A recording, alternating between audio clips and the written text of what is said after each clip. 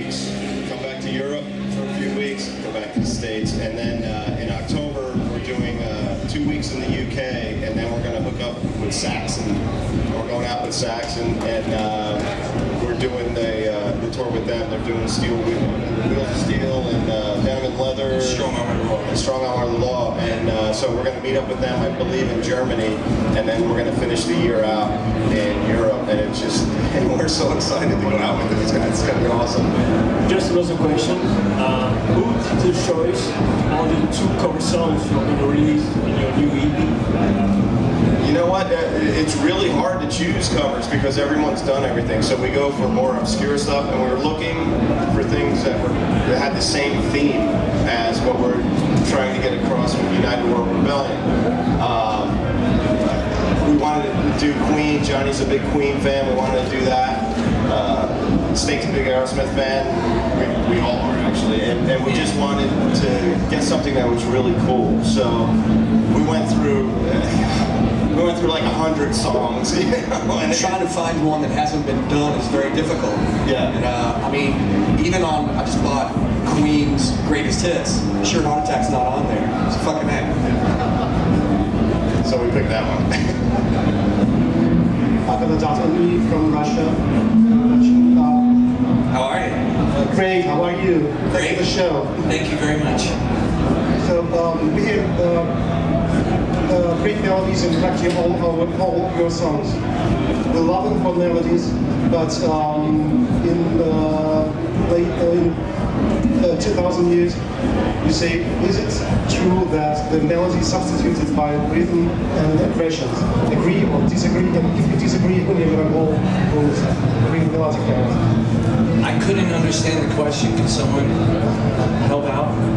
I say that we hear melodies in all of your songs, but for the last 2 decades, I think that the melodies are substituted by rhythms and aggression. Do you disagree with it? Or agree?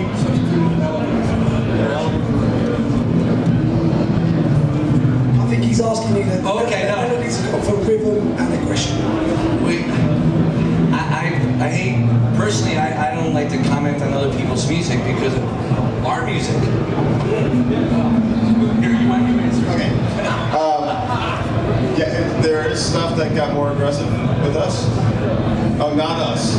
As a whole, like music as a whole.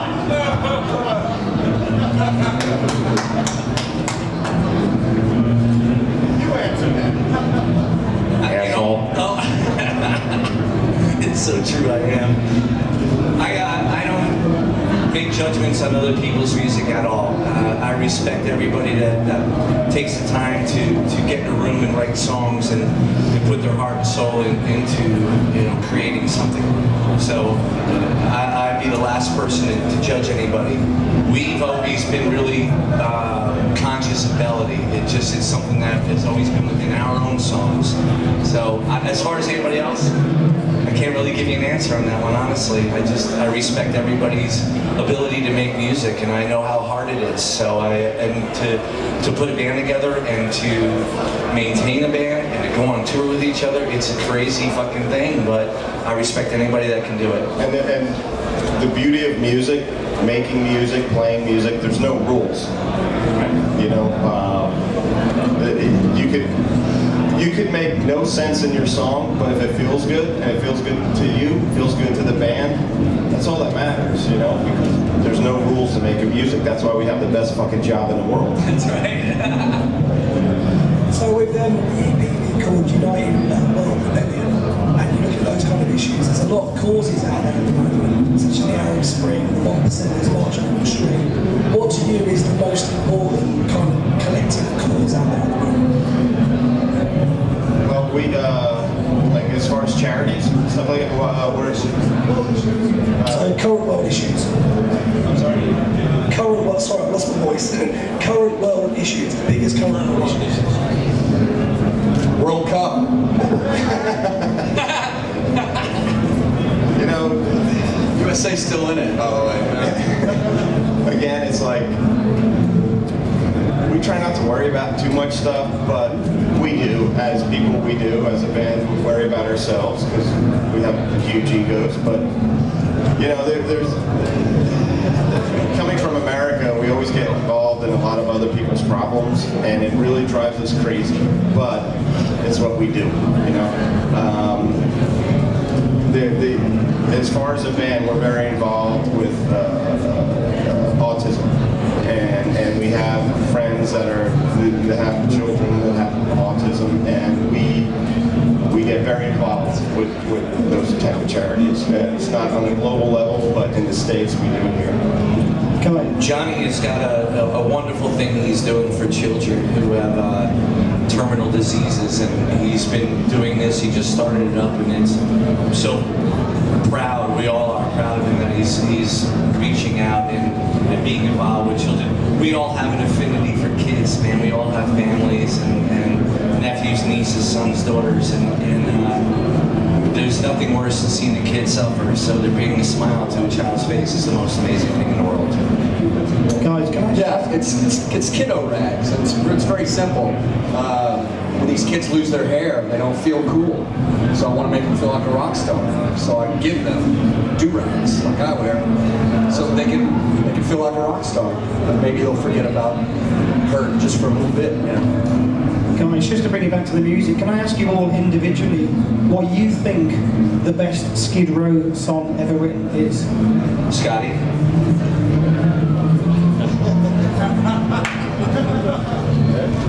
Wow. I like Monkey Business. It's one of my favorites. It's got a great groove, lots of fun to play. There's a bunch of good ones. I like them all. Yeah, it's really hard to narrow it down to just one. Probably Youth Gone Wild. To me, it just kind of, for me, it stands for, it's a great way to sum up what the band stands for and what the band represents. That's probably the most powerful one to me.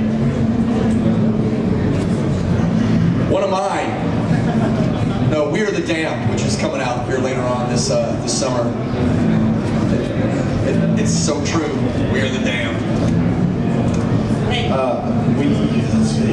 I have two. Quicksand Jesus is one, and Kings of Demolition that we did tonight off the latest EP. That's the other. It's just I love it. There are those songs where I could just close my eyes and just play, and I don't even have to look at my bass. I don't even have to listen to anyone else on stage.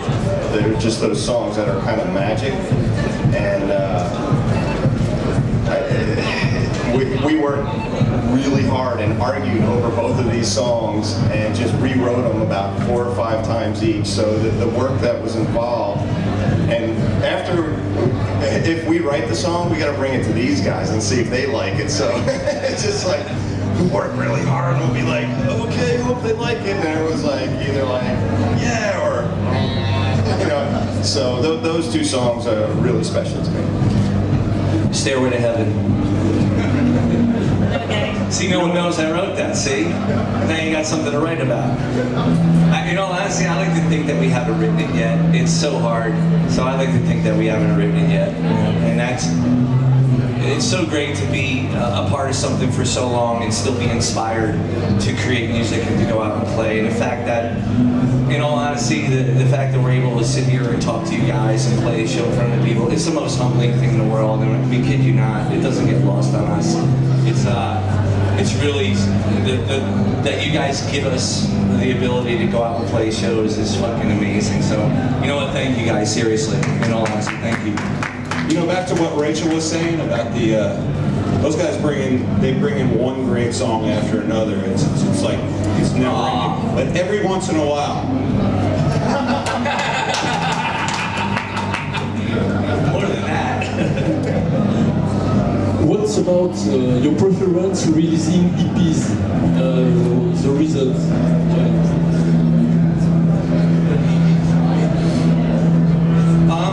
You know what? It just seemed to make sense in this day and age.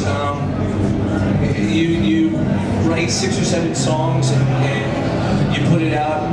It makes everything a little bit shorter. It doesn't overload the listener with too much, and hopefully leaves the listener wanting more. And it gives us the ability to keep it really exciting, and the creative process is a lot more fun. instead of sitting in the studio for 2 months, you're in the studio for 2 weeks. It's a lot. It costs a lot less to record, therefore it costs a lot less to sell. And I think that, I mean, I know myself, I get bored pretty quick, so I don't want, or we don't want people just to be like, skip over that. It makes sense to us to release less songs, but in quicker intervals. And so hopefully the audience will think the same thing. And we don't know if we're going to do this forever, but we decided to do 3 in a series, and number 2 will come out August, first week of August, and then we'll do the 3rd one, then we'll see from there. But for now, it seems to make sense. It's a lot more fun to, write 10 songs and pick 5 than to write 25 songs and pick 10. And we get together down in Atlanta where I live, and just it's such a creative environment, and just write and play and change stuff. And it's just 3 small bodies of work that make 1 large body of work. We're going to add extras into the 3rd one. It's going to be really cool. It's really cool. It's fun. And we used to be of the mindset that we would release a record and we tour from anywhere from 12 to 18 months. And by the time you're done touring, at least us, we're burnt, man. We're burnt, and it takes a while to create the next piece of work. And so we're like, it just makes sense on all levels for us as a band to maintain the touring schedule and to be able to still release new music as well. In 2016, SKID is going to turn 30. Do you prepare something special, like a live album? No. We're turn 40. Well, this is our 25th anniversary this year of the first record, and we're just kind of relishing in the fact that we've been able to do this for so long, and that you all have allowed us to do this for so long. We don't plan that far ahead. We don't plan tomorrow. Where are we going tonight? Exactly. No, it's an honor to be able to still make music. So if that happens and we're still around then, which I pray and hope for, it'd be awesome. Obviously, you're saying there it's your 25th anniversary since your first album, but there were the dark days of the 90s where your kind of music wasn't popular. How did you keep yourselves motivated to carry on throughout the 90s? I'll never forget, I think we were in Europe, and LA Guns was opening up for us, and Tracy Guns came into my room with a cassette, and he said, I gotta play you this band, it's called Nirvana. And we put it in the cassette player, and I just looked at him and goes, we're going out of fucking business soon, right? and it was a changing of the guard, but it happens all the time. We are one of the bands that are fortunate enough to still, we did separate things, Scotty had stuff, I had stuff, Snake had stuff, and it was before we met Rob and Johnny. We were still up in Jersey, and it was just one of those things where it's like, we knew music was still there inside us, but just had to wait it out, and we had different projects separately, together, and then it just came back around, and that's when we realized, we weren't going to just go into obscurity, and Skid Row meant a lot to a lot of people, including us, and we realized that then, just around 2000, that's when we found Johnny. 14 and a half years. And so just picked it up where we left off. Paul from Classic Rock Russian here. So my question is, with some bands, well, we can take Aerosmith as an example, live backstage, let's say, changed drastically from the 70s till now. So all these wild times changed to no smoking, no drinking, healthy food and stuff. So how is it changed for you, or is it still changing for you? I think we ate a piece of lettuce this morning, so that's about as healthy as we get.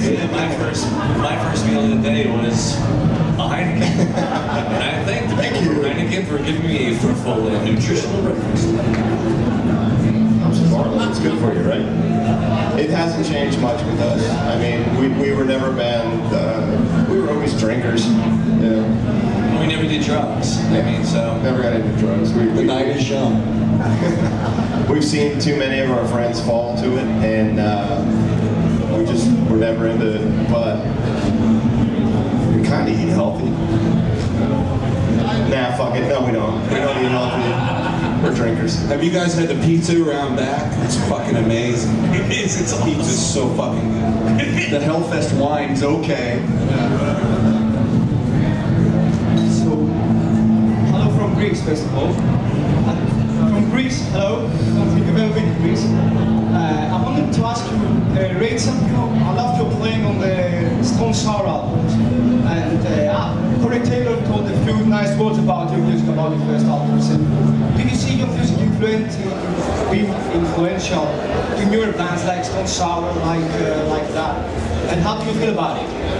You know, I never thought it was, because we meet bands that came out way after we did, and it's always such an amazing compliment when they come up and say, oh man, we grew up listening to you guys, or this album meant so much.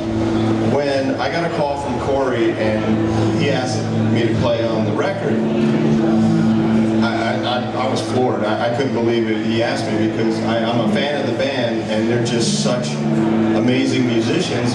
When they asked me, I was like, yeah, when, where, how many songs? And he said 23. Wait a minute. Only 10 on an album, right? And it was just a really great experience, and we sat there talking about road stories, and he asked me, Corey's a Skid Row fan, which was such a huge compliment, you know? And we speak quite a bit and just bust each other's balls, but when we meet, where did we play? We played Lubbock, and with Deftones and Stained, and when we get, being around as long as we have, and when we get on bills with these bands, it's pretty cool, you know, because we've been around for 25 years, and it's a really cool thing to be accepted by a crowd and by musicians that came out way after we did, so it's a really beautiful thing. And bands that we listen to. I mean, those sort of, you know, contemporary bands that we listen to. Absolutely. Question. I think it was about this time last year when we were talking in Sweden about your first EP. And if I'm not mistaken, the second one was not meant to take that long to come out. So why is that? And what should we expect? It's been done for a while.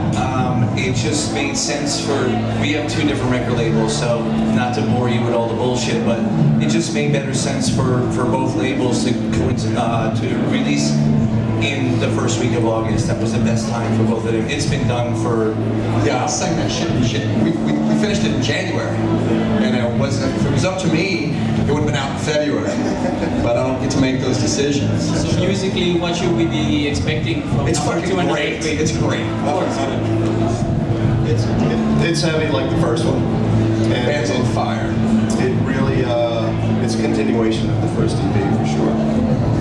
Anytime you put a lot of your time and effort into a body of work, and it's such a positive experience that the results are always really good. So, and this was a great experience. I mean, we had a great time making the first one. We're getting in a groove. It's like non-thinking in the studio. It's just really good energy. So the result is kick-ass.